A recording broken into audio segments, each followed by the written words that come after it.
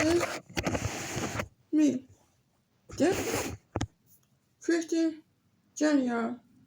I believe I should be with the right man, the one who will pray with me, the one who is going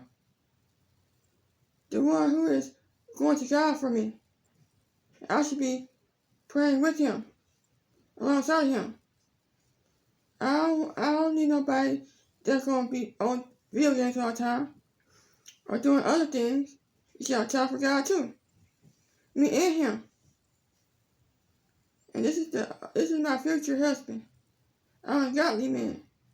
A man is gonna stand by me, stick by me. A man is gonna be there for me, support me. Whatever I want to do in life, he's gonna support me. And that's all I want to say right now. My future husband. Peace out, y'all. Love y'all.